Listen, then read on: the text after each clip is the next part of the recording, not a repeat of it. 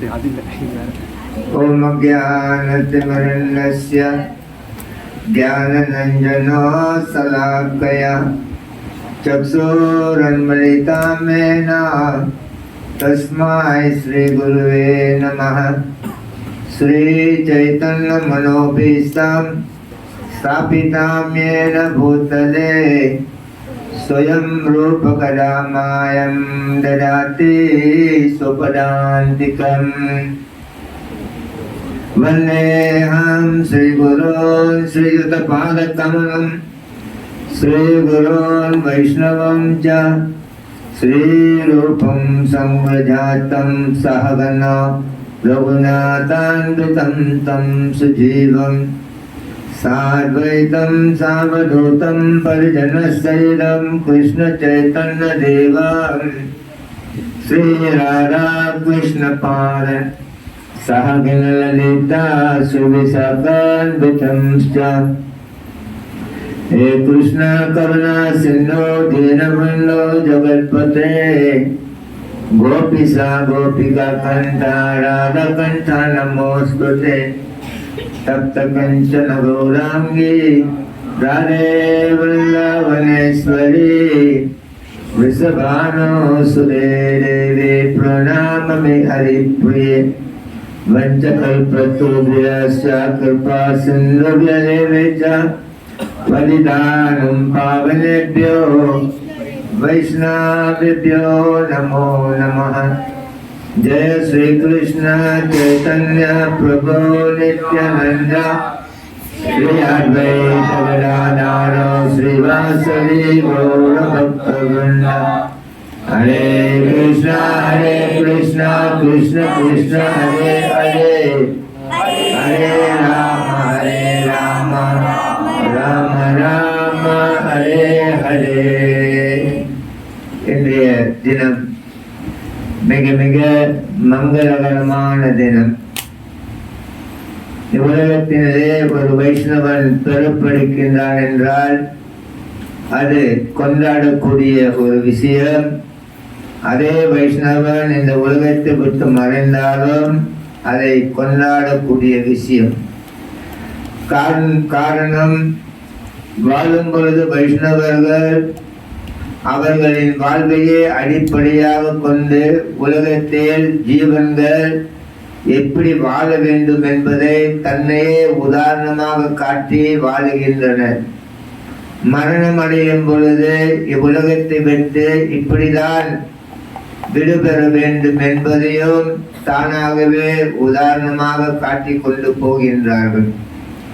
பிரபுபாத சொல்லுகின்றார், ஒரு நல்ல புத்தியுள்ள மனிதனுக்கு உலகத்தில் எப்படி வாழ வேண்டும் என்று தெரிய வேண்டும், அதே போல் உலகத்தை விட்டு எப்படி பிரிய வேண்டும் என்று தெரிந்திருக்க வேண்டும். பிரபுபாத் சொல்றார், a man should know how to live and how to die in this world. இந்த ரீதியிலே வைஷ்ணவர்களின் கருணை கிடைக்கும் பொழுது உலகத்தில் எல்லாம் செழிப்பாக இருக்கின்றது. வைஷ்ணவர்களின் கருணை இல்லாது போகும் பொழுது உலகத்திலே பெரிய பெரிய சோதனைகள் வேதனைகள் நடந்து கொண்டிருக்கின்றன. चैतन्य महाप्रभु सनातन गोस्वामी पार्थ பொழுது கூறினார், कृष्ण भक्ति जन्म मूला अया साधु संगा कृष्ण प्रेम जन्म तेनो पुनः मुख्य हंगा। महाप्रभु கூறினார், ஒருவருடைய பக்தி இந்த உலகத்தினிலே வைஷ்ணவர்களின் கிருஷ்ணரின் பக்தியின் பக்தர்களின் சங்கத்திலிருந்து ஆரம்பமாகின்றது. ஒருவருடைய பக்தி இந்த உலகத்திலே வைஷ்ணவர்களின் சங்கத்திலிருந்து ஆரம்பமாகின்றது. அதே வைஷ்ணவர்கள் கிருஷ்ணனுடைய பிரேமத்தை அடைந்தாலும் எந்த காரணத்தை முன்னிட்டும் அவர்கள் வைஷ்ணவர்களின் சங்கத்தை விடுவது கிடையாது. ஆகையினால் வைஷ்ணவன் என்றால் தொடர்ந்து எப்பொழுதும் அவன் இன்னொரு வைஷ்ணவர்களின் சங்கத்தில் இருக்க வேண்டும் என்பதை மகாபிரபு எடுத்துரைக்கின்றார். நரோத்தமதாஸ் தாக்கூர் கூறுகின்றார், கங்கேரே பிரசரா ஹொய்பே பசிதே பாவான் दर्शने पवित्र करो ए तुम्हारो गान. நரோத்தமதாஸ் தாக்கூர் கூறுகின்றார், கங்கையில் போய் குளித்தோம் என்றால் பல தடவை குளித்த பிறகுதான் நாம் புனிதம் அடைகின்றோம். ஆனால் வைஷ்ணவனிடத்தில் தூயமான வைஷ்ணவனிடத்தில் நாம் ஒரு கணம் சத்சங்கம் மேற்கும் பொழுது உடனே தூய்மை அடைகின்றோம் என்று எடுத்துரைக்கின்றார். சுத்த கோஸ்வாமி அவர் நைமசரண்யா வரம் வந்த பொழுது அங்கு சௌனக்க ரிஷிமாரர்கள் அவரை அன்புடன் அழைத்து ஆசனம் கொடுத்து அவரிடத்திலே கூறுகின்றனர், தொம்னா சந்தாதித்தோ டாத்ரா நிஸ்திதம் துத்தரம் புவம் கலேம் சத்வமரா பும்சாம் கர்ணதாரா இவர்ணவம். சௌனக ரிஷி கூறினார், ஆண்டவனின் அனுகிரகத்தினால் நீங்கள் இன்று இங்கு வருகை தந்திருக்கின்றீர்கள். உங்களின் கருணையினால் கலி என்னும் அழிவிலிருந்து நாங்கள் காக்கப்படுவோம் என்பது உறுதி என்று. ஆகையினால் பொதுவாக வைஷ்ணவனின் கருணை கிடைப்பது, வைஷ்ணவனின் சம்பந்தம் கிடைப்பது, வைஷ்ணவனின் சந்திப்பு கிடைப்பது, அதெல்லாம் நாம் செய்த பாக்கியம் என்று தெரிந்து கொள்ள வேண்டும். இரண்டு விதத்திலே ஒருவர் வைஷ்ணவனாக இந்த உலகத்தில் ஆக முடியும். ஒன்று போன பிறவியில் அவர்கள் வைஷ்ணவர்களாக இருந்தார்கள் என்றார். ஆயாத்தி ஸ்ரீயோபேதா யோகா சலித்த மானதா அப்ரப்யம் நாம் யோகி சம்சித்தி முகம் கதேம் கிருஷ்ணா கஜ்ஜதி என்று 6வது அத்தியாயத்தில் 37வது பதத்தினிலே அர்ஜுனன் கண்ணனிடத்தில் கேள்வி கேட்கின்றார். வெற்றி பெறாத யோகிகளின் நிலைமை என்னவென்று கேட்கின்றார். அதற்கு பகவான் சொல்லுகின்றார், பாட்டா நேவே என் நாமுத்ரி வினாசாஸ்த வித்தியத்தே நகி கல்யாண கிருஷ்டி துர்கத்தையும் தத்தா கச்சத்தி என்று. இந்த பிறவியில் நாம் முழுமையாக பக்தி செய்யாமல் பாதியிலே விட்டுவிட்டோம் என்றார். அடுத்த பிறவியில் நாம் எந்த இடத்தில் விட்டோமோ அங்கிருந்து தொடர்வோம் என்று பகவான் சொல்லுகின்றார். அர்ஜுனா, இந்த பக்தி பாதையினிலே யாருக்கும் எந்த நஷ்டமும் கிடையாது என்று. பிரப்யா புண்ணியா கிருத்தன் லோகாம் சாஸ்வத்தை சம சுச்சினாம் ஸ்ரீமதம் கேஹே யோகா பிரஸ்தோ விஜாயத்தை. அடுத்த பிறவியினிலே நாம் இன்னொரு பக்தர்களின் குடும்பத்தில் பிறப்போம். அப்படி பக்தர்களின் குடும்பத்தில் பிறக்கவில்லை என்றால் பெரும் செல்வம் வாய்ந்த குடும்பத்தில் பிறப்போம். அந்த செல்வத்தை எடுத்து பகவானுடைய கைங்காரியம், பகவானுடைய சேவைகளில் ஈடுபடுத்துவோம் என்பது பகவான் எடுத்துரைக்கிறார். தாத்ரா தம்புடி சம்யோகம் லபத்தே பூர்வ தேகிகம் ஜதத்தே ததா பூயா சம்சித்திம் குரு நந்தனா. இம்மாதிரி அவர்கள் அடுத்த பிறவியினிலே பிறந்து எந்த இடத்தில் விட்டார்களோ கிருஷ்ணனுடைய உணர்வை அந்த இடத்தில் தொடர்ந்து சம்சித்தே ஒரு முழுமையான தூய்மை பூர்ணத்துவம் அடைந்து அவர்கள் அடுத்த பிறவியினிலே பகவானுடைய திருவடியை போய் சேருகின்றனர். ஆகையினால் நாம் இங்கு கூடியிருக்கின்றோம். 2 காரணம். ஒன்று, போன பிறவியில் நாம் பக்தி செய்திருக்கலாம். ஏதோ விட்ட குறை தொட்ட கரையை போல் ஏதோ ஒரு காரணத்தினால் நாம் அந்த பக்தியை முழுமை பெறாமல் செய்த காரணத்தினால் இந்த பிறவினிலே நமக்கு இன்னொரு வாய்ப்பு கிட்டியுள்ளது. எந்த இடத்தில் அந்த பக்தியை விட்டோமோ அந்த இடத்திலிருந்து தொடர்வதற்கு. புரோபாட் காலத்திலே ஒரு பக்தர் கேட்கின்றார் புரோபாட் அவரிடத்திலே. அர்ஜுனன் கேட்ட கேள்விக்கு கண்ணன் கூறுகின்றார், போன பிறவியில் செய்த பக்தியினால் இந்த பிறவியில் நீ பக்தன் வீட்டில் பிறப்பாய் அல்லது செல்வந்தன் வீட்டில் பிறப்பாய் என்று. ஆனால் எங்களில் பல பேர் அமெரிக்காவினிலே நாங்கள் செல்வந்தர் வீட்டிலும் பிறக்கவில்லை, ஒரு பக்தரின் வீட்டிலும் பிறக்கவில்லை. எங்களுக்கு எப்படி இந்த பாக்கியம் கிடைத்தது பக்தராகுவதற்கு? புரோபத சொன்னார், அந்த பாக்கியத்தை நான் ஏற்படுத்தி கொடுத்திருக்கின்றேன். ஆகையினால் நம்மில் பல பேர் வைஷ்ணவின் குடும்பத்தில் பிறக்கவில்லை, மிக செல்வந்தர்களின் குடும்பத்திலும் பிறக்கவில்லை. புரோபாதாவின் கருணையினால் நமக்கு இந்த பாக்கியம் கிடைத்திருக்கின்றது. புரோபாதா கூறுகின்றார், அடுத்த 10,000 வருடங்களுக்கு நான் இந்த உலகத்திலிருந்து என்னுடைய அறிவுரைகள் என்னுடைய புத்தகத்தின் வழியாக எல்லா ஜீவன்களுக்கும் வழிகாட்டுவேன் என்று. இந்த ரீதியிலே பாக்கியம் செய்திருந்த காரணத்தினால் நமக்கு இந்த வாய்ப்பு கிடைத்துள்ளது. ஆகையினால்தான் பக்திவினோத் தாக்கூர் அழகாக ஒரு வைஷ்ணவ பாடலை எழுதுகின்றார். வைஷ்ணவர்களின் கருணை இல்லாமல் நான் நற்குணங்களை பெற முடியாது, பகவானுடைய திருவடியை அடைய முடியாது என்று. ஓமே வைஷ்ணவா தாக்கூரா தோயார சாகரா எதாசே கோருணா கோரே. அழகாக பெங்காலியில் பாடியிருக்கின்றார். அதை நான் தமிழிலே மொழிபெயர்ப்பு செய்திருக்கின்றேன். நல்ல மிருதங்கம் வாசிக்க தெரிந்தவர்கள் நீங்கள் அதை அடிக்கலாம். பெங்காலி ஸ்டைல். யார் இருக்கின்றீர்கள்?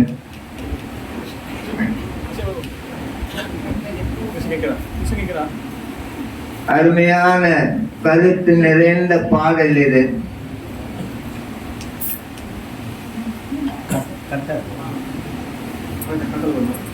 கட்டல் பரவாயில்ல, அமைதியை கேளுங்க.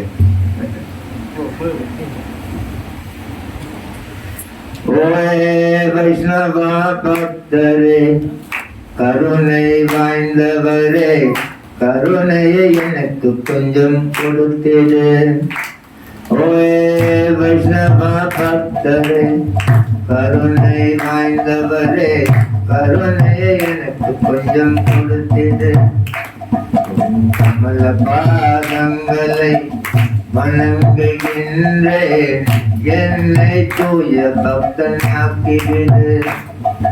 பகவானின் பக்தனே, உன் கருணையினாலே நானும் தூய்மை அடைந்திடுவேன். எல்லா விதமான நற்குணங்களையும் என் வாழ்வில் நானும் பெற்றிடுவேன். சக்தி எனக்கு இல்லை, நான் ஒருவனாக இறைவனின் திருநாமம் பாடிட.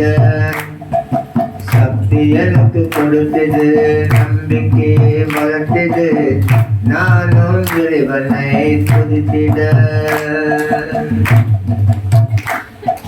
கிருஷ்ணா உனக்குரியவர், சக்தி உனக்கு இருக்கு, அவரை எனக்கு நீ கொடுத்திட. கிருஷ்ணா உனக்குரியவர், சக்தி உனக்கு இருக்கு, அவரை எனக்கு நீ கொடுத்திட. பின்னால் வருகிறேன் கிருஷ்ணா கிருஷ்ணா என்று சொல்லி, கிருஷ்ணரை எனக்கு நீ கொடுத்திடு. பின்னால் வருகிறேன் கிருஷ்ணா கிருஷ்ணா என்று சொல்லி, கிருஷ்ணரை எனக்கு நீ கொடுத்திடு. என் தெய்வத்தை எனக்கு நீ கொடுத்திடு.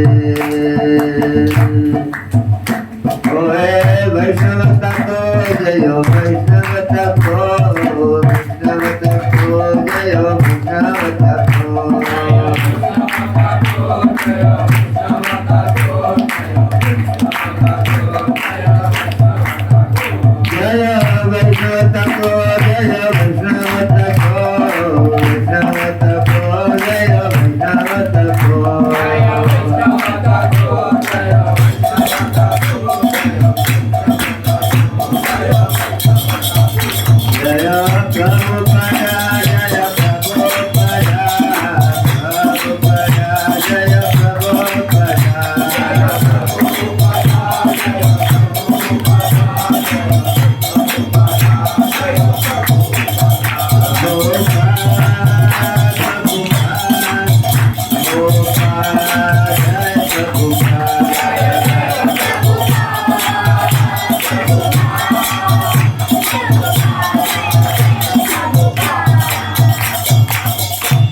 நாம் எல்லாம் வெவ்வேறு குருமாரர்களின் சீடர்களாக இருந்தாலும் பிரபுபாதாவின் திருவடியினிலே நாம் ஒருங்கிணைந்து பிரபுபாதாவின் கட்டளையின்படி நாம் வாழும் பொழுது நிச்சயமாக நாம் நேரடியாக பிரபுபாதாவின் கருணையை பெற முடியும். பிரபுபாதா இந்த இயக்கத்தை அமைக்கும் பொழுது அவர் 7 காரணங்கள் கொடுத்திருக்கின்றார்.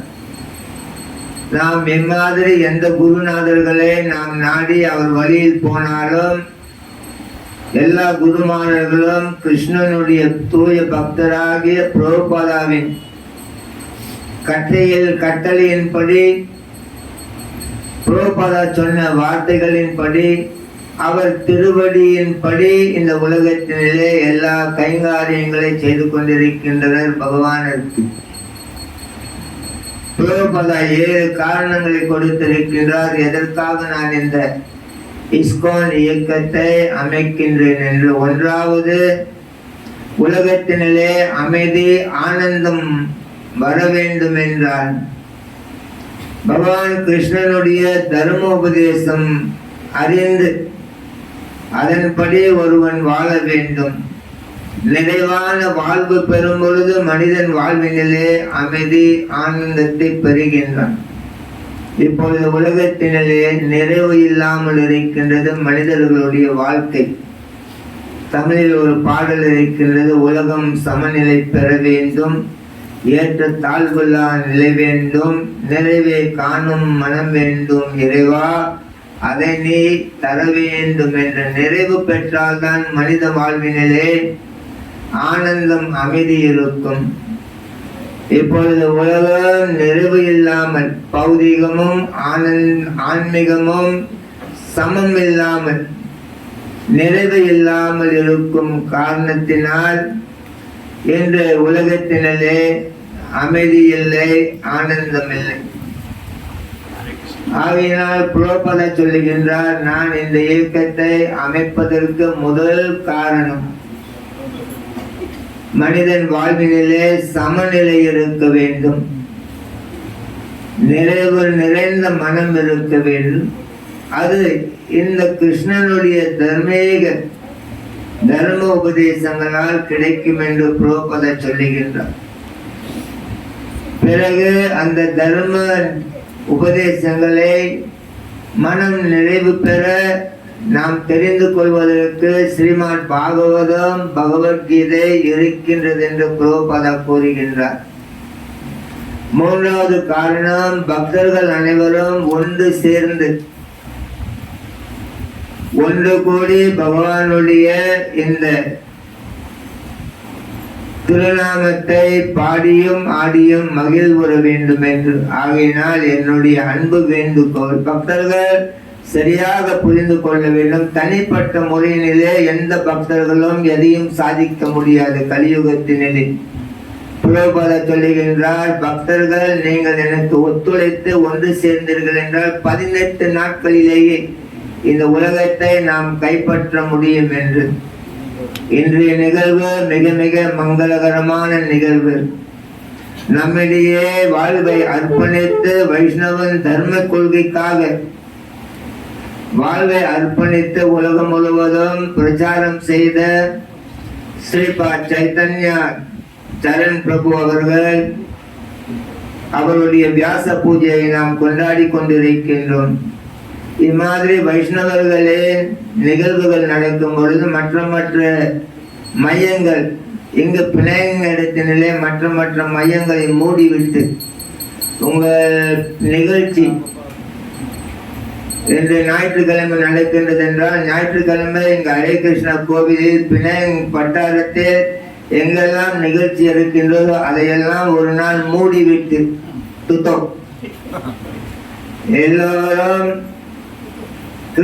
ராதா கிருஷ்ண கண்ணையா கோயிலுக்கு சென்று அங்கு பெரிய அளவிலே பிரமாதமாக கொண்டாட வேண்டும். தனிப்பட்ட முறையிலே நாம் சாதனை புரிய முடியாது. ஒன்று சேர்ந்தோம் என்றால் சாதனைகளை சிறப்பாக புரிய முடியும். வைஷ்ணவர்களுக்கு நாம் மரியாதை கொடுக்க வேண்டும். ஒரு குருவே வியாச பூஜை நம் இடையிலே நடைபெற்று கொண்டிருக்கும் பொழுது தனிப்பட்ட முறையினிலே வேறு பெரியதாக பேச வேண்டிய அவசியம் கிடையாது. ஆச்சாரியனை தவிர நீ பெரிய பக்தர் கிடையாது இந்த உலகத்தினிலே.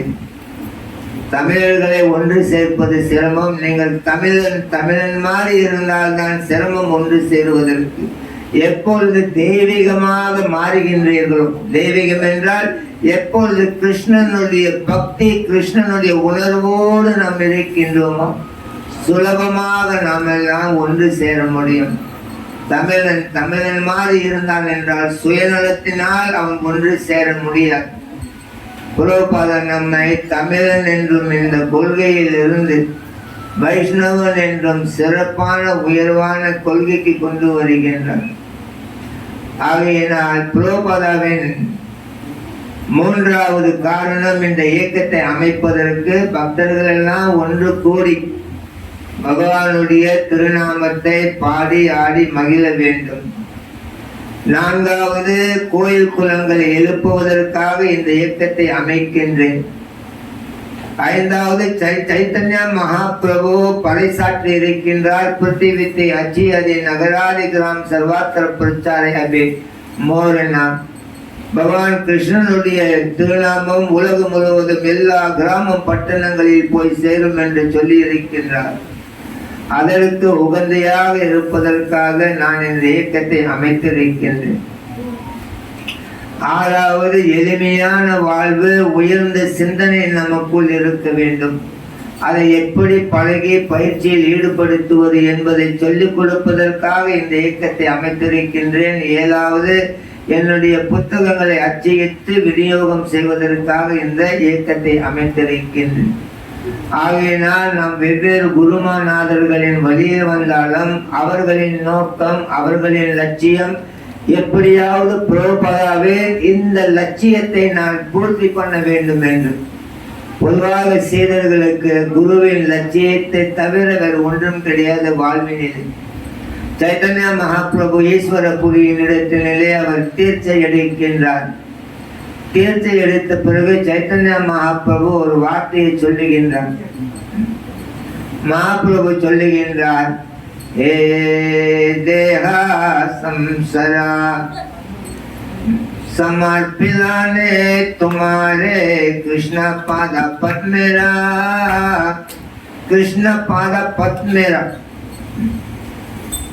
அவர் சொல்லுகின்றார், அவர் குருநாதர் ஈஸ்வரபுரியினிடத்திலே, என்னுடைய உடல், என்னுடைய மனம், என்னுடைய உயிர் அனைத்தையும் உன் திருவடியில் நான் சமர்ப்பிக்கின்றேன். உம்முடைய கட்டளையை நான் முழுமையாக ஏற்று செயல்படுவதற்கு எனக்கு சக்தியை கொடுக்க வேண்டும். தொடர்ந்து பகவானுடைய இந்த திருநாமத்தை தூய்மையாக ஆடி பாடி அதனுடைய அமிர்தத்தை அருந்துவதற்கு உம்முடைய கருணையை கொடுக்க வேண்டும். வாழ்வில் என்னுடையது அனைத்தும் உன்னுடையது என்று மகாபிரபு தீர்ச்சி எடுத்த பொழுது ஈஸ்வரபுரியிடம் சொல்லி இருக்கின்றார். ஆகையினால் பெரிய அளவில் நாம் மலர் மாலைகளை போடவில்லை என்றாலும் பிரச்சனை இல்லை. பெரிய அளவிலே நாம் 10,000 ரிங்கிட் செலவு பண்ணிதான் நாம் வியாச பூஜை செய்ய வேண்டும் என்று அவசியம் கிடையாது. ஒவ்வொரு கணமும் யார் ஒருவன் அவனுடைய குருநாதரின் கட்டளையை நினைத்து அதற்காக என்னால் என்ன செய்ய முடியும் என்பது நினைத்து அதை அவன் செய்தாலே நாம் போடும் மலர் மாலை, நாம் செய்யும் பூஜை அதைவிட மிக மிக உயர்ந்தது.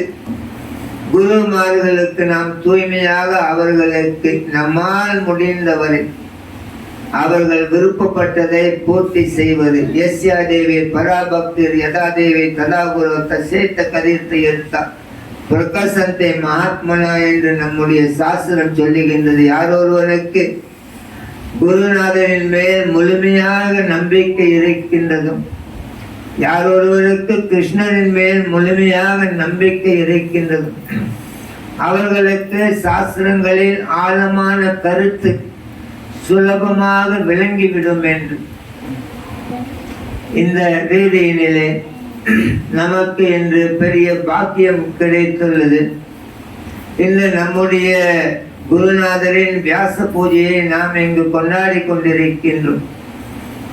குருநாதர்களின் பிறந்த தினத்தை வியாச பூஜை என்று நாம் கொண்டாடுகின்றோம். காரணம், குருநாதர்கள் அனைவரும் வியாசரின் திருவடியை பின்பற்றி வியாச தேவருக்கு பிரதிநிதியாக இருந்து உலகத்திற்கு இந்த வேத ஞானத்தை பரப்புவதற்காக அவர்களுடைய ஒரே ஒரு லட்சியம் வியாச தேவரின் கொள்கையை பின்பற்றி அவருக்கு பிரதிநிதியாக இருந்து இந்த ஞானத்தை மக்களுக்கு பரப்ப வேண்டும் என்று. அதை நாம் வியாச தேவர் வியாச பூஜை என்று சொல்லுகின்றோம். மூலம் வியாசர்தான் இந்த வேத பிரிவுகளுக்கு காரணமாக இருந்திருக்கின்றார். பகவான் கிருஷ்ணன் பிரம்மாவை படைத்த பிறகு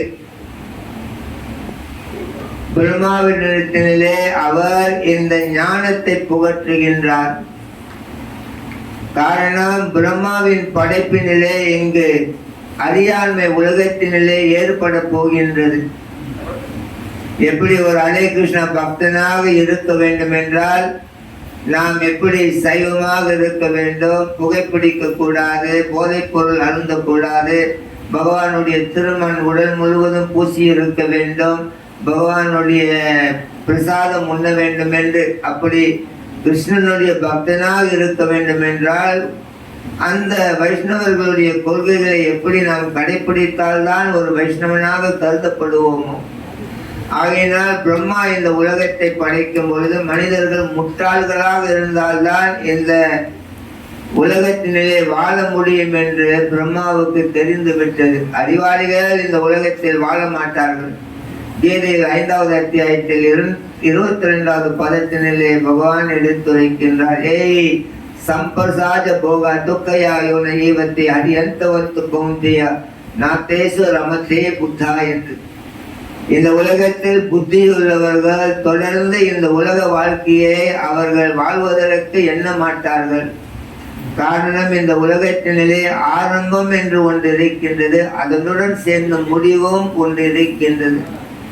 பிறந்தவன் நிச்சயமாக இறக்க வேண்டும் என்ற நியமம் இருக்கின்றது. ஆகையினால் புத்தியுள்ளவன் என்ன நினைப்பான், நான் பிறந்தால் தானே இறப்பதற்கு, பிறக்காமலே இருந்து விட்டான் என்று எனக்கு இறப்பு கிடையாது, இன்பம் வந்தால் தானே துன்பம் ஒன்று வரப்போகின்றது. பகவான் சொல்லுகிறார், புத்தியுள்ளவன் இந்த மூடத்தனமான உலக வாழ்வினிலே நுழைய மாட்டான் என்று. பிரம்மா இந்த உலகத்தை படைக்கும் பொழுது 5 விதமான குறைபாடுகளுடன் இந்த உலகத்தை படைத்திருக்கின்றார். ஸ்ரீமான் பாகவதம் 3வது காந்தம் 12வது அத்தியாயம் 2வது பதத்தினிலே இந்த ஸ்லோகம் இருக்கின்றது.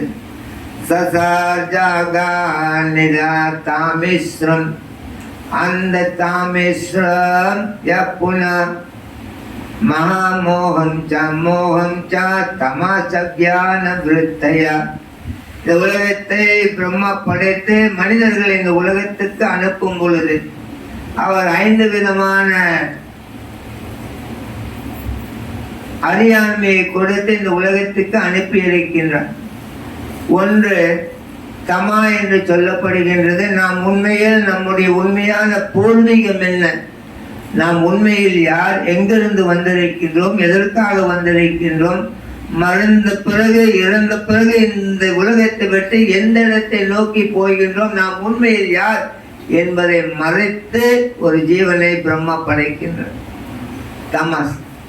பிறகு மோகா, நாம் ஆத்மா என்று தெரியாதபடியிலே நான் இந்த உடல், நான் கருப்பன், நான் வெள்ளையன், நான் தமிழன், நான் சீனன், நான் மலாய்க்காரன் என்று ஒரு அறியாண்மை இல்லாமல் நான் தான் இந்த உடல் என்று உணர்வோடு நம்மை இருக்க வைப்பதற்காக பிரம்மா 2வது ஒரு குறைபாடை உள்ளே நுழைத்திருக்கின்றார், மகாமோகம்.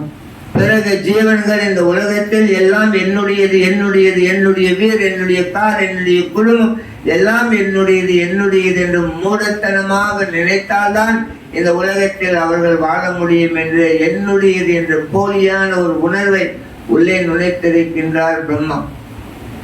பிறகு 4வது தாமேஸ்வரம் பிரம்மா நமக்கு கோபத்தை கொடுத்திருக்கின்றார். கோபக்காரனுக்கு புத்தி மட்டுன்னு சொல்றாங்கல்ல, கோபம் வந்தா நம்மளுடைய அறிவே இழக்கிறோம். கோபத்தை கொடுத்திருக்கிறார் பிரம்மா, முட்டாளா கடனுக்கு.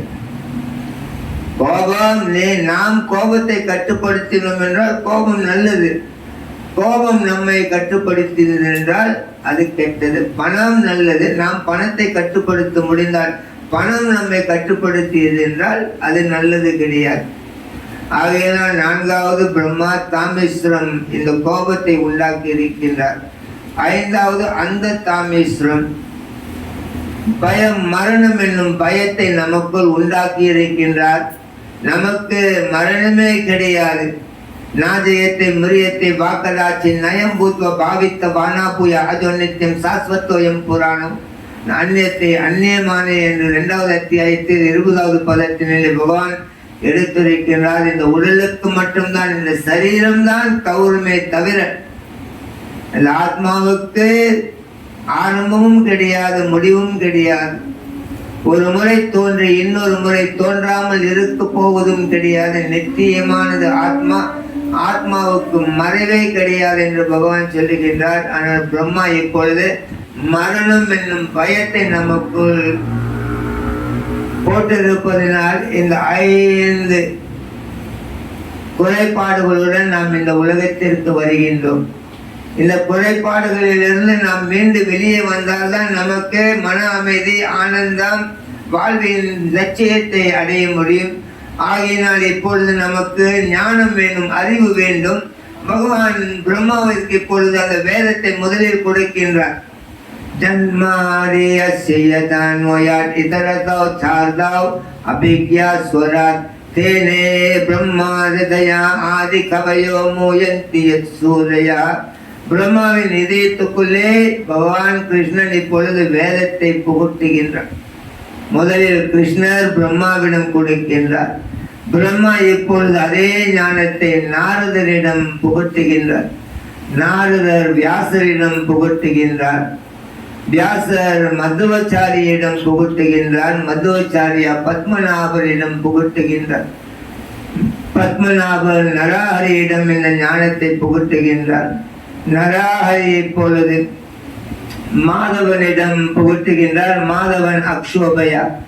அக்ஷோபயா இப்பொழுது ஜெயதீர்த்தாவிடம் பேசுகின்றார். ஜெயதீர்த்தா ஞான செந்து தயாநிதியிடம், தயாநிதி வித்யாநிதியிடம், வித்யாநிதி இப்பொழுது ராஜேந்திரனிடம், ராஜேந்திரன் இப்பொழுது ஜெயதர்மாவிடம், ஜெயதர்மா இதே ஞானத்தை புருஷோத்தமனிடம், புருஷோத்தமன் பிரம்மண்ய தீர்த்தாவிடம், பிரம்மண்ய தீர்த்தா வியாச தீர்த்தையிடம், வியாச தீர்த்த இப்பொழுது லட்சுமிபதியிடம், லட்சுமிபதி மாதவேந்திரபுரியிடம், மாதவேந்திரபுரி ஈஸ்வரபுரியிடம், ஈஸ்வரபுரி சைத்தன்ய மகாபிரபுவிடம், சைத்தன்ய மகாபிரபு ரூபாவிடம், ரூபா ரகுநாதனிடம், ரகுநாத் கிருஷ்ணதாஸ் கவிராஜியிடம், கிருஷ்ணதாஸ் கவிராஜ் நரோத்தமதாஸ் தகூரிடம், நரோத்தமதாஸ் தகூர் விஸ்வநாத் சக்கரவர்த்தி, விஸ்வநாத் சக்கரவர்த்தி பலதேவ் வித்யபூஷண ஜெகநாதாஸ் பாபாஜியிடம், ஜெகநாதாஸ் பாபாஜி பக்தி வினோத் தக்கூரிடம், பக்தி வினோத் தக்கூர் கௌர் கிஷோர் தாஸ் பாபாஜியிடம், கௌர் கிஷோர் தாஸ் பாபாஜி பக்தி சிலாந்த சரஸ்வதி தக்கூரிடம்,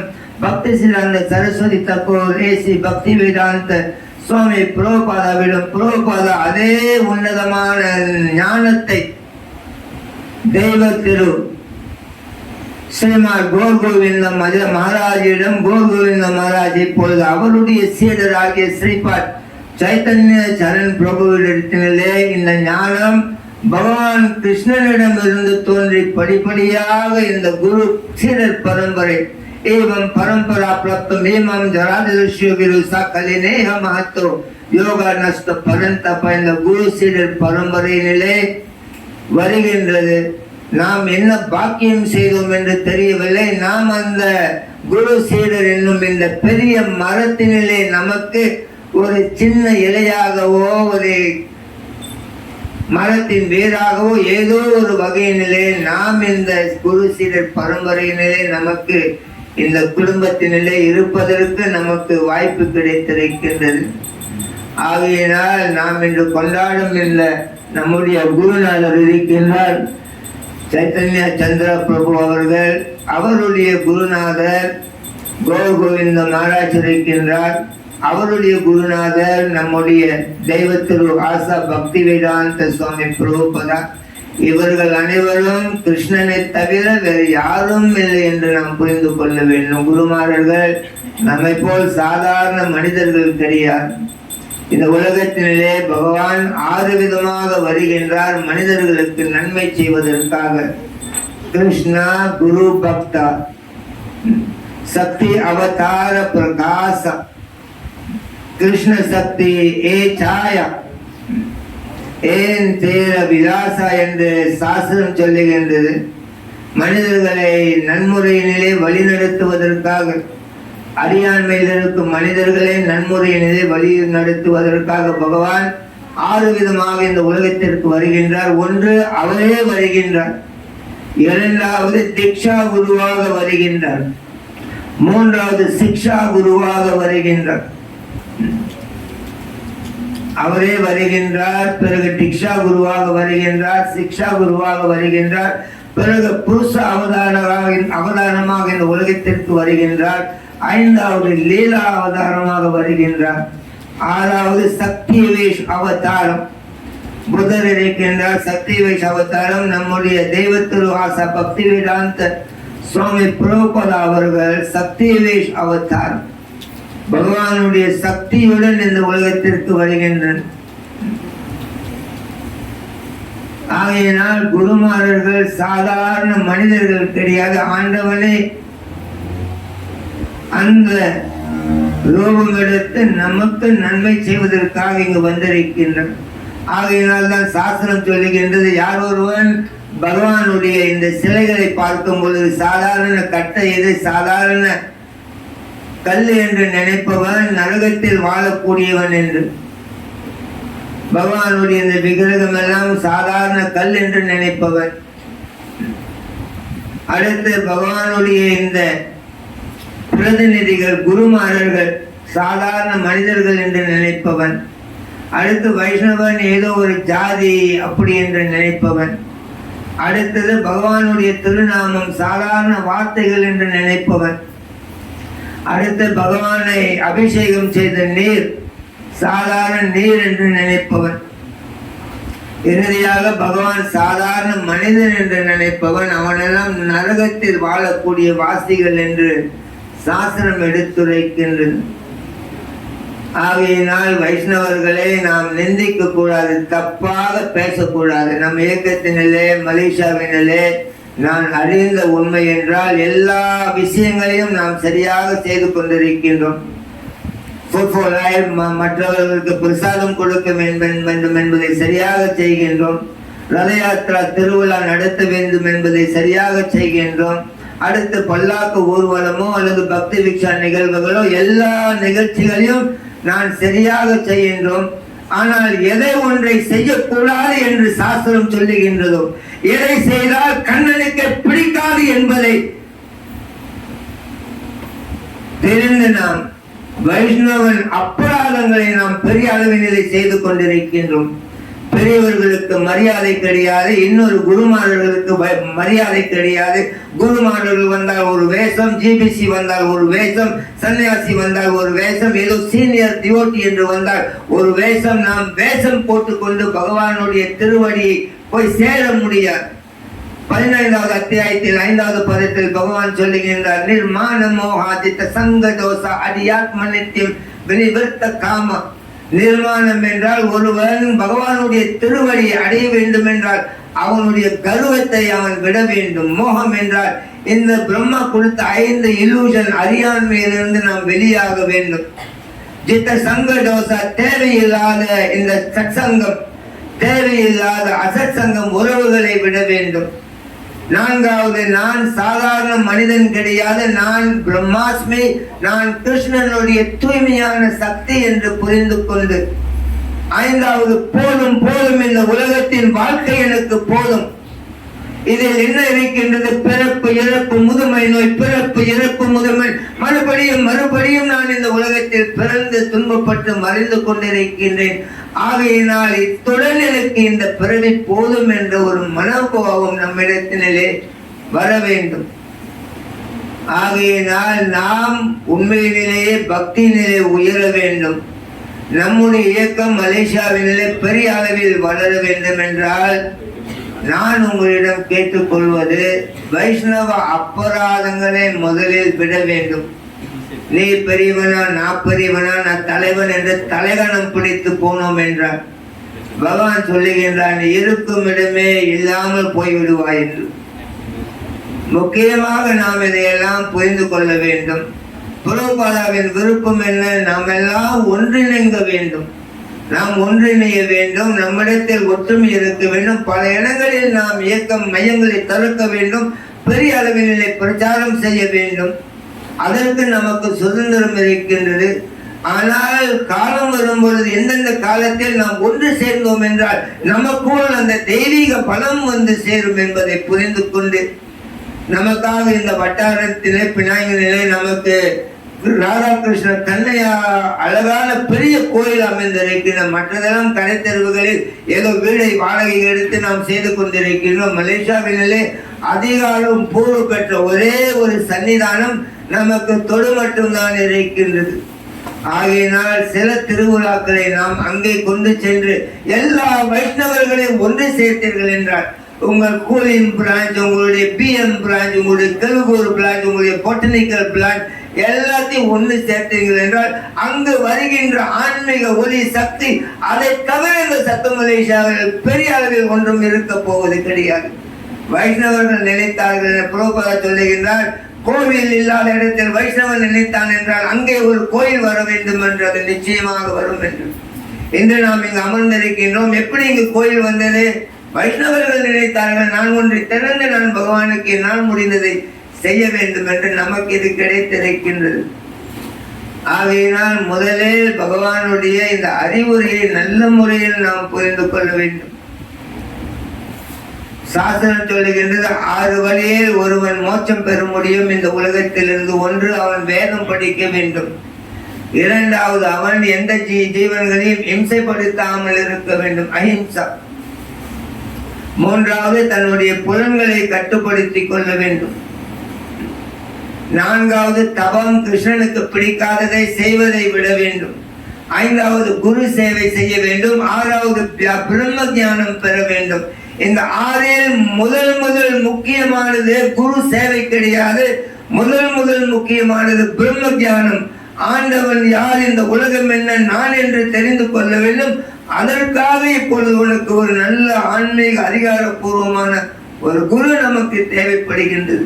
அந்த குரு நமக்கு இந்த உண்மையை செலுத்தித்த பிறகு அவர்தான் இப்பொழுது டாப். அதற்கு முன்பு எதற்காக நமக்கு குரு வேண்டும்? இந்த பிரம்ம ஞானத்தை நாம் பெற வேண்டும். அந்த பிரம்ம ஞானத்தை குருநாதர் நமக்கு கொடுத்த பிறகு அவர் சொல்வதுதான் அனைத்தும் வேதம் என்று புரிந்து கொள்ள வேண்டும். அழகாக சாஸ்திரம் சொல்லுகின்றது, தத்விக்யார்த்தம் சாகுரும் ஏபிகாச்சதி சமிர்பாணி ஸ்ரோத்ரயம் பிரம்மனிஷ்டம். பிரம்மன் பகவானுடைய ஆன்மீகத்தை பெற வேண்டும் என்று நினைப்பவர்கள், அவர்களுக்கு இப்பொழுது குரு தேவைப்படுகின்றது. யாருக்கு? இந்த பிரம்மனிஷ்டம். ஆண்டவன் யார், இந்த உலகம், இந்த நாடு என்ன, நான் யார், இதை புரிந்து கொள்வதற்கு விரும்புபவர்கள் இப்பொழுது ஒரு குருவை போய் நாட வேண்டும். குரு பராசரயா தஸ்மாத் கிருஷ்ணா திக்ஷாடி சிக்ஷானம் விஸ்ரம்பா குரு சேவக். அழகாக சாஸ்திரம் எடுத்து உரைக்கின்றது. இதை நீங்கள் புரிந்து கொள்ள வேண்டும் என்பதற்காக முதலில் குருவை நீங்கள் நாட வேண்டும், அடைக்கலம் பெற வேண்டும். 2வது, குருவினிடத்திலே தேர்ச்சி பெற வேண்டும். 3வது, குருக்கு சேவை செய்ய வேண்டும். 4வது, அடக்கமாக அவரிடத்தில் கேள்விகள் கேட்க வேண்டும். 5வது, குருவின் கட்டளையை மீறாமல் வாழ்வினிலே வாழ வேண்டும். தஸ்மாத் குரு பிரபத்யந்தி ஜிக்யாசா ஸ்ரேயம் உத்தமம். உண்மையான உத்தமமான குரு யார்? அவன் உத்தமமாக 100% அவருடைய உணர்வு, மனம், உடல், ஆத்மா, உயிர் எல்லாமே கிருஷ்ணனுடைய திருவடி. அதை தவிர வேறு ஒன்றுமே கிடையாது. உண்மையான குருவிற்கு சாரம், வேதத்தின் சாரம் எல்லாம் தெரிந்திருக்கும். அது மட்டும் இல்லாமல் ஏதாவது யாருக்காவது ஏதாவது சந்தேகம் இருந்தால் சாஸ்திரத்தில் அதை தீர்த்து வைக்கக்கூடிய வலிமை அந்த குருநாதருக்கு இருக்கும். அந்த குருநாதரை தேடி கண்டுபிடித்து அழகாக பகவான் சொல்லுகின்றார். ஸ்ரேயா திரவ்யா மயா யக்யா ஞான யக்யா பரந்தபா சர்வ கர்மகிலம் பார்த்தா ஞானம் சமுபஸ்ரித்தே என்று வேதையில் 4வது அத்தியாயத்தில் 33வது பதத்தில் எல்லாமே இந்த ஞானத்துக்குள் அடங்கி இருக்கின்றது. அர்ஜுனா தன்விதி பிரணிபாத்தேன பரிப்ருஷ்ணேன சேவையா உபரி சந்தித்தே ஞானம் ஞானினார் தத்வதரிசினா. ஆகையினால் எல்லாமே இந்த ஞானத்துக்குள் அடங்கி இருப்பதினால் நீ ஒரு அதிகாரபூர்வமான ஒரு ஆன்மீக குருவை நாடி அவரிடத்தில் சரணடையாமல் நீ ஒன்றும் பெரிய அளவிலே முன்னேற்றம் அடைய முடியாது. நாம் எல்லாம் செய்ய தயாராக இருக்கின்றோம், சரணம் மட்டும் அடைய தயாரில்லை. ஆனால் பகவான் கொண்டு வந்த விஷயமே, என் முட்டாள்களே, மற்றதெல்லாம் செய்யணும் பரவாயில்ல, சரணடை. சேத்தசா சர்வ கர்மாணி மயி சந்நியாசி மட்பரஹ புத்தி யோகம் உபாசித்தம்மா சித்தம் சத்தம் பவம். 18வது அத்தியாயத்தில் 57வது பதத்தில் பகவான் எடுத்துரைக்கின்றார். சரணம் என்றால் என்ன? அர்ஜுனா, உன்னுடைய காரியங்கள் அனைத்தையும் நீ செய்யும் பொழுது என்னையே எதிர்பார்த்து என்னையே நம்பி உன் காரியங்களை செய்கின்றார். சத்துமலேஷாவை நம்பி கிடையாது, வீணா போன அரசியல்வாதிகளை நம்பி கிடையாது, நாம் சொந்த பந்தம் உறவுகள் இவர்களை நம்பி கிடையாது. எல்லா காரியங்களிலும் நாம் கண்ணனையே நம்பி செய்ய வேண்டும். 2வது, எப்பொழுதும் என்னுடைய பாதுகாப்புக்குள்ளேயே இரு என்று சொன்னார். 3வது, என்னுடைய உணர்வோடு நீ இந்த உலகத்தினிலே எப்பொழுதும் வாழ்ந்தாய் என்றார். சுலபமாக இந்த உலக சோதனைகள் வேதனைகளிலிருந்து நீ விடுபெற்று விடுவாய். இல்லை என்றால் நீ இருக்கும் இடமே இல்லாமல் போய்விடுவாய். பகவானுடைய கருத்து அது. தாமேவ சரணம் கச்சம் சர்வ பாவேன பாரத தத் பிரசாதம் பரம் சாந்தி.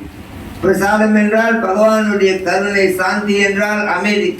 என்னிடத்தில் நீ சரணடைந்து என்னையே நம்பி வாழ்ந்தாய் என்றால், என்னுடைய பாதுகாப்புக்குள்ளே இருந்தாய் என்றால், என்னை மறவாமல் இருந்தாய் என்றால், உலகத்தில் உயர்ந்த ஆனந்தத்தையும் அமைதியும் உன்னால் பெற முடியும் என்று. ஆகையினால்தான் குருமாரர்கள் இந்த உலகத்தில் வருகின்றனர். அவர்களை அவர்கள் உதாரணமாக கொண்டு அவர்களிடத்தில் நாம் சரணம் அடைய வேண்டும். அவர்களிடத்திலே நமக்கு நம்பிக்கை இருக்க வேண்டும். எப்பொழுதும் அவர்கள்தான் எனக்கு பாதுகாப்பு என்று இருந்தோம் என்றால் நிச்சயமாக நான் உலகத்தில் அடைய வேண்டிய லட்சியத்தை அடைய முடியும். ஆன்மீக வாழ்க்கை யாருக்கு? குரு யாருக்கு? ஒருவன் பொடியன், அவன் போனான் ஒரு குருவிடத்திலே, என்னை சீடராக ஏற்றுக்கொள்ளுங்கள் என்றான். உடனே அந்த குரு வாளியில் ஒரு தண்ணி இருக்கின்றது, அவன் தலையை பிடித்து அந்த தண்ணிக்குள் போட்டு அமைக்கினான். அவன் மூச்சு விடாமல் திணறுகின்றான். பிறகு வெளியே எடுத்தான். அவனை எப்படி இருக்கின்றது என்று கேட்டான். உள்ளிருந்த பொழுது எப்படி இருந்தது, வெளியே வந்த பிறகு எப்படி இருக்கின்றது? ஐயோ, தப்பித்தோ பொழைத்தோம் என்று. வெளியே என்னோட தலையை வெளியே எடுத்த பிறகு ரொம்ப நல்லா இருந்தது. குரு சொன்னார், அப்படி உனக்கு எப்ப புரியுதோ நான் முக்கியமா வேணும்ட்டு அப்பவான். சும்மா வந்து ஒரு குட்டி நாயை போட்டு நம்ம ஃபேஷியல் மாதிரி நடத்துறது கிடையாது இந்த சம்பவம். ஆகையினால் பக்தர்கள் நிறைய பிரச்சாரம் செய்து கொண்டிருக்கின்றனர். அந்த பிரச்சாரத்தினிலே நல்ல உயர்வு வர வேண்டும். இந்துக்கள், இந்தியர்கள் இந்த நாட்டினிலே தாக்கப்பட வேண்டும். அவர்களுக்கு பிரபுபாதாவின் இயக்கம், இஸ்கான் இயக்கம் தான் ஒரே ஒரு கதி, நேர்மையான இயக்கம். இதில் நாம் பலம், இதனுடைய சக்தியை அனுபவிக்க வேண்டும் என்றால் நமக்குள் நாம் ஒன்று சேர வேண்டும். எப்பொழுதும் ஒன்று சேர வேண்டிய அவசியம் கிடையாது. இம்மாதிரி வைஷ்ணவர்களுடைய நிகழ்வுகள் நடக்கும் பொழுது நாம் நம்முடைய கோயில்களை மூடிவிட்டு ஒரு நாள் மூடாத நாள் 10,000 பேர் வருவதை நிப்பாட்டு போவது கிடையாது. நாம் ஒருவர் நம்மளை பார்த்து கொண்டுதான் எப்பொழுதும் செய்து கொண்டிருக்கின்றோம். ஆகையினால் பெரிய பெரிய திருவிழாக்கள் இருக்கின்றன, ஜென்மாஷ்டமி இருக்கின்றது. அதை உங்களுடைய பக்தர்களிடம் சொல்லி போய் சிபராங் ஜெயாவினில் ஒன்று கூடி ஆடி பாடி ஆனந்தமாக மகிழ்ந்து விட்ட பிறகு வந்து பிரச்சாரத்தை நாம் தொடர வேண்டும். நம்முடைய சக்தி நாம் ஒத்துழைத்து நாம் ஒன்றுபட்டோம் என்றால் உண்டு வாழ்க்கை என்பதை தெரிந்து கொள்ள வேண்டும். இந்த காலையிலே நான் சிபராங் ஜெயா கோவிலில் சொன்னேன், ஒரு நல்ல ஒரு உறவு, ஆனந்தமான உறவு இருக்க வேண்டும் என்றால் மனு தர்மன் சொல்லுகின்றான், ஒன்றாவது நீங்கள் மற்றவர்கள் இடத்தில் இருக்கும் நல்ல குணத்தை கண்டுபிடித்து அதற்கு நீங்கள் நன்றி சொல்ல வேண்டும். ரொம்ப நல்லவன், கெட்ட குணம் நிறைய இருக்கு, அதை மூலையில் தூக்கி போடுவோம். நம்ம எல்லாமே கெட்டவன் தானே. கெட்டவனா இருந்தாலும் அப்பா விட்டு ஓடிட்டு சத்துமலேஸ்வர் வந்து படாத பாடுபட்டுக்கிட்டு இருக்கிறோம். இங்க நியாயம் கிடையாது, தர்மம் கிடையாது, நேர்மம் கிடையாது, ஒன்றுமே கிடையாது. ஆட்சி வேணுன்றப்பதானே உங்களுக்கு தர்மம் நியாயம் பத்தி பேசுறா.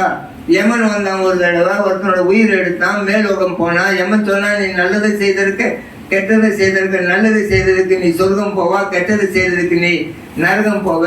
ஆகினால் உன்னை 2 இடத்தையும் நான் காமிக்கிறேன், எது பார்க்க போறேன்னா. அவன் சொன்ன நரகத்தை முதல்ல காமினான். யமன் அவனை கொண்டு போய் நரகத்துல காமிச்சான். எப்பொழுதும் நரக வாழ்வு நரகமா இருக்கும். இவன் போன நேரத்துல அங்கங்க மேடிகள் போட்டு சத்துமலேஷ கொடி பறக்குற நரகத்துல எல்லாரும் ஆடி பாடிக்கிட்டு இருக்கா. நிறைய வந்துட்டு மதுபானம், நாய் சாப், தின்னஸ்தான் ஃப்ரீயா கொடுக்குறான், அரிசி கொடுக்குறான். பாடலும் பெரிய அளவில் ஓடிக்கிட்டு இருக்கு. பிறகு யமதர்மன் சொன்னார், பார்த்துட்டு நரகத்தை பார்த்துட்டு வா, சொர்க்கத்தை போய் பார்ப்பேன். சொர்க்கத்துக்கு போனப்ப சொர்க்கம் வெறிச்சோடி கிடக்குது, ரொம்ப அமைதியா இருக்கு, சாந்தமா இருக்கு. அங்க நோட் எப்படி ஒண்ணுமே நடக்காம இருக்கு. அப்ப யமன் கேட்டான், எதுக்குள்ள முதல்ல நுழைய போறேன்ட்டு. அவன் சொன்னா என்னை நரகத்துக்கு கொண்டு போனான். அங்கதான் அவள் பண்ணி சத்துமலேஷ கொடி பறக்கு, மேடை போட்டு ஆடி பாடி கொண்டு மக்கள் ஆனந்தமா இருக்காங்க. என்னை நரகத்தில் விடணும். யமதர்மன் அவன் இப்ப நரகத்துக்கு கொண்டு வந்தப்ப அங்க வெறிச்சோடி கிடக்குது. சத்துமலேஷ மேடையை காணும், கொடியை காணும், ஆடல் பாடல் காணும், ஒன்றுமே இல்லை. அப்ப அவன் கேட்டான், யமன் எடுத்துல நான் வந்தப்ப இதெல்லாம் இருந்துச்சு, இப்ப ஒண்ணு காணுமேனா. அவன் சொன்னா நீ வந்தப்ப எலெக்ஷன் டைம், எலெக்ஷன் அப்ப உனக்கு சொர்க்கத்தையே கொடுக்கணுமா. ஆகையினால புரோபாதம் முதல்ல அவருடைய குருநாதர் பக்தி சித்தாந்த சரஸ்வதி பார்த்தப்ப, பக்தி சித்தாந்த சரஸ்வதி அவருக்கு புரியுது, புரோபாதா ஒருத்தர் தான் வந்துட்டு மகாபிரபுடைய கட்டளையை உலகம் முழுவதும் பரப்ப முடியும். உடனே சொன்னா நீ படிச்சிருக்க, உலகம் முழுவதும் மேல்நாடுகள் ஆங்கிலம் பேசுபவர்களிடம் போய் பரப்பிட்டு. புரோபா சொன்னா அதுக்கு என்ன இப்ப முக்கியம், எங்க நம்முடைய இந்தியாவே பிரிட்டிஷ்காரன் ஆட்சி புரிஞ்சுக்கிட்டு இருக்காங்க. ஒருத்தனுக்கு அடிமையா இருக்கிற வரைக்கும் நம்ம எப்படி இன்னொருத்தனுக்கு புத்தி சொல்ல முடியும். ஆகினால் முதல்ல இந்தியா வந்துட்டு அங்கிருந்து விடுதலை பண்ண வேண்டிட்டு பக்தி சித்தாந்த சரஸ்வதி சொன்னார், அரசியல்வாதிகள் மாறிக்கொண்டிருப்பார்கள், அவர்கள் செய்யும் அரசியல் என்றுமே மாறாது. இவனை தூக்கி அவனை போட்டா அவனும் அதே தான் செய்வான். புரோபா சொல்ற, ஒண்ணு வந்துட்டு இந்த காஞ்சி பீ, இன்னொன்னு வந்துட்டு ஈரமான பீ. 2 பீ தானே. ஓல்ட தூக்கி நியூவா போறோம் புதுசா, அதுவும் வந்துட்டு மனம், காஞ்ச மனம், ஈரமான மாதிரி இந்த உலகத்தில் இருக்கின்றார்கள். இடைநிலை இந்த 2025 நிலை நம்முடைய PMX கருணை கொண்டு இந்தியர்களுக்கு 100 மில்லியன் பட்ஜெட் கொடுத்திருக்கிறார். நம்ம இந்தியர்கள் ரொம்ப கவலைப்படுறான். நான் சொன்ன முட்டாளுங்க, ஏன் கவலைப்படுறீங்க? PMXக்கு ஒரு நன்றி சொல்லுங்க. 100 மில்லியன் கொடுத்திருக்காரு உங்களுக்கு, நீ எதுக்கு கவலைப்படணும்? உங்கள்கிட்ட இருக்கிற பணத்தை நீங்க பெரியமாக்குறீங்க, செலவு பண்றீங்க புரியாம. நீங்க ஒரு வருஷத்துக்கு மலேசியாவில் இந்தியன்ஸ் ஒரு வருஷத்துக்கு 750 கோடி அவன் குடிச்சே முடிக்கிறான், 800 கோடி சூதாடி முடிக்கிறான். நீ ஒரு வருஷத்துக்கு சூதாடாத, ஒரு வருஷத்துக்கு நீ மதுபானம் குடிக்காத. உனக்கு இப்ப கையில் எவ்வளவு இருக்கு? 1.5 பில்லியன்.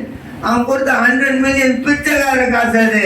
ஆனா உங்ககிட்டயே இருக்கு 1.5 மில்லியன். நீ மது குடிக்காத, நீ வந்துட்டு சூதாடாத. அப்போ சாமி நாங்க பழகிட்டு எப்படின்னா, நான் சொன்ன ஹரே கிருஷ்ணன் வந்து பாரு, ஜகாய் மாதாவா இருந்தவனா இன்னைக்கு அதான் இல்லாம இருக்கிறான். ஹரே கிருஷ்ணன் நோஞ்சினா நீ மது குடிக்க மாட்டேன், சூதாட மாட்டேன், ஈஸி தானே. உனக்கு ஒரு காஃபி டீ கூட கொடுக்க மாட்டாங்க, வெங்காயம் பூண்டு கூட கிடைக்காது. ஈஸியா நீ ஃபாலோ பண்ண முடியும். மது குடிக்கிறது நிப்பாட்டுறது, சூதாடுறது நிப்பாட்டுறது, டிவோட்டி ஆயிட்டுனாக்கா பிரச்சனை இல்லை. நீ அவங்ககிட்ட மோதுற, அவனோட நீ பெருசா வர முடியும். கொஞ்சம் பக்தர்களின் சத்சங்கத்துக்குள் நுழைந்து உன்னுடைய அறிவை நீ சரியா பயன்படுத்தினா நம்முடைய சமுதாயம் மிக உயர்ந்த அளவில் இந்த நாட்டில் இருக்க முடியும்.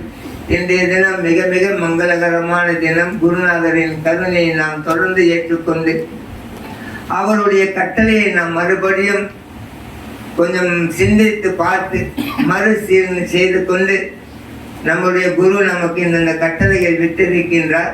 இவ்வளவு காலம் தெரியாமல் நீ பெரிதா நான் பெரியவன் என்ற போட்டா போட்டியில் உட்கார்ந்து விட்டு இப்பொழுது அந்த கட்டளையை எது ஒன்றாவது நான் செய்ய வேண்டும் என்று, ஒன்றாவது நீங்கள் நல்ல விதத்தில் செய்ய வேண்டும் என்று நுழைந்தீர்கள் என்றால் முழுமையான அவருடைய கட்டளை நம்முடைய வாழ்வினிலே நாம் செய்ய முடியும் என்று சொல்லிக்கொண்டு சிரமம் பாராமல் வந்த உங்கள் அனைவருக்கும் என்னுடைய மனமார்ந்த நன்றி. பகவானுடைய அனுகிரகத்தினால் சில பக்தர்களுக்கு இங்கு நம்முடைய ஸ்ரீபாத் சைத்தன்ய பிரபுவனுடைய சங்கம் கிடைத்திருக்கின்றது, அவருடைய வழிகாட்டி கிடைத்திருக்கின்றது. அவர் சில கட்டளைகளை அவருடைய சீடர்களுக்கு கொடுத்திருக்கின்றார். பொதுவாக சீடர்களுடைய ஒரே ஒரு லட்சியம் கட்டளை, குருவின் கட்டளை. சாஸ்திரம் சொல்லுகின்றது சீடர்கள் செய்யும் எல்லா பாவங்களும் குருவை தான் போய் சேரும் என்று. எப்படி மனைவி செய்யும் பாவம் கணவனை போய் சேரும், நாட்டில் திருடர்கள் செய்யும் பாவம் நாட்டு தலைவனை போய் சேரும். ஒரு சுதரன் ஒரு சுதரன் பாவம் செய்தான் என்றால் அவனுக்கு 8 மடங்கு தண்டனை. அதே பாவத்தை சத்திரியன் செய்தான் என்றால் 16 மடங்கு அவனுக்கு தண்டனை. அதே பாவத்தை வைசியன் செய்தான் என்றால் அவனுக்கு 32 தடவை தண்டனை. அதே பாவத்தை பிராமணன் செய்தான் என்றால் அவனுக்கு 64 தடவை தண்டனை. ஆகையினால் நாம் செய்யும் தவறுகள் குருக்கு போய் சேரும் என்பதை உணர்ந்து கொண்டு நல்ல சீடனாக இருந்து கொண்டு நம் வாழ்வை வளம் பெற செய்து கொண்டு நாமும் இந்த உலகத்தில் அமைதி ஆனந்தம் பெற வேண்டும், மற்றவர்களும் பெற வேண்டும் என்ற நல்ல உணர்வோடு கிருஷ்ண உணர்வோடு இருக்க வேண்டும் என்று சொல்லிக்கொண்டு சிரமம் பாராமல் என்னை இந்த நிகழ்வுக்கு அழைத்த இங்குள்ள பக்தர்கள் அனைவருக்கும் என்னுடைய மனமார்ந்த நன்மை. ஹரே கிருஷ்ணா.